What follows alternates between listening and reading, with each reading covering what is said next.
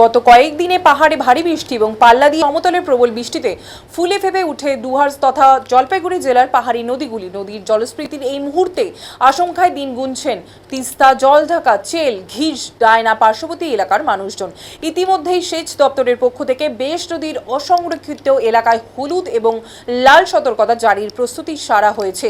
প্রতি ঘন্টায় ঘন্টায় পাহাড় থেকে জলস্তরের উপর নজর রাখা হচ্ছে বলে সেচ দপ্তর সূত্রে খবর। মালবাজার নদী সংলগ্ন নদী এবং ঝোড়াগুলি জলস্তর বিপদ সীমার কাছাকাছি। এমন অবস্থায় নদীর পার্শ্ববর্তী এলাকার মানুষজন আশঙ্কায় রয়েছেন। বিশেষত মালবাজারের 2 নম্বর এবং 11 নম্বর ওয়ার্ডের বাস সংলগ্ন এলাকার বাসিন্দারা এই মুহূর্তে না ঘুমিয়ে রাত কাটাতে বাধ্য হচ্ছেন। নদীর বাড়ির দোরগোড়ায় এসে পৌঁছেছে এমন অবস্থায় তাদের দাবি এলাকায় দ্রুত স্থায়ী বাঁধ নির্মাণ করতে হবে। অন্যদিকে ফুলে ফেপে উঠেছে মালবাজারের গুরুং নদী, ঝোড়া, শঙ্খিনী সহ আশেপাশের ছোট নদীগুলো। উল্লেখ্য, গত 4 অক্টোবর 2025-এর ধূপগুড়ি ব্লকের গধেয়ারকুটি গ্রাম পঞ্চায়েতের বেশ কিছু গ্রাম জলঢাকার বাঁধ ভেঙে প্লাবিত হয়েছিল।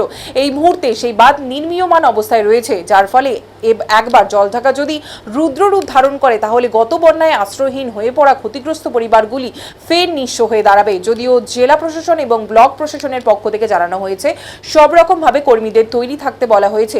মাগুরমারি 2 নম্বর গ্রাম পঞ্চায়েতের জলঢাকার পার্শ্ববর্তী এলাকায় সতর্কতামূলক মাইকিং করা হয়েছে।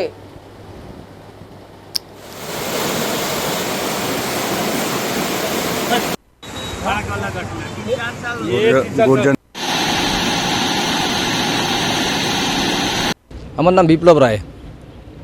আপনি কোন দায়িত্বে আছেন?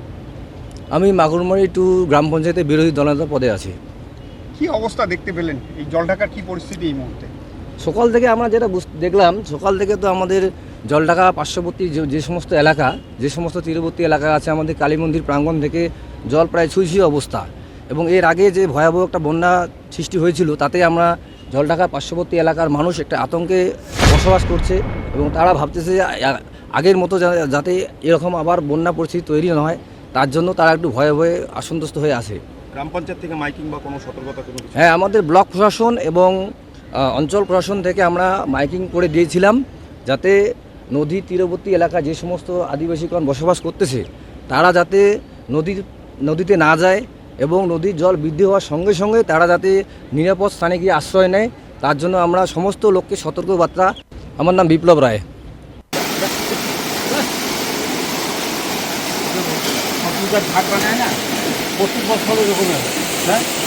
প্রতি বছরই ভাঙে এটা? হ্যাঁ, প্রতি বছরে সবকিছু বানায় তখনই ভাঙে। তো এখন যাদের এই যে বাড়ি পাশ দিয়ে নদী যাচ্ছে, আরো বৃষ্টি হলে তো ভেঙে যেতে পারে। ভাঙবে তো, প্রতি বছরই এরকম অবস্থা হচ্ছে। কী করা যাবে, নদীর অবস্থা খারাপ। আপনার নাম কি? আমার নাম হচ্ছে মুকুন্দ রায়, বাড়ি এখানে। বাড়ি এখানেই? এই নদীতে আরেকটু ঢুকলে বাড়িতে ঢুকে যাবে? হ্যাঁ, বাড়ি ঢুকে তো গত বছর একবার ওইরকম অবস্থা, এই অবধি চলে এসেছিল।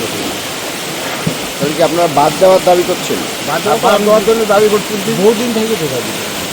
এটা বহুত দিন থেকে আমরা বলি বাদ দিবে করিয়া দেয় আর না, কী করবো? এইভাবে আসি।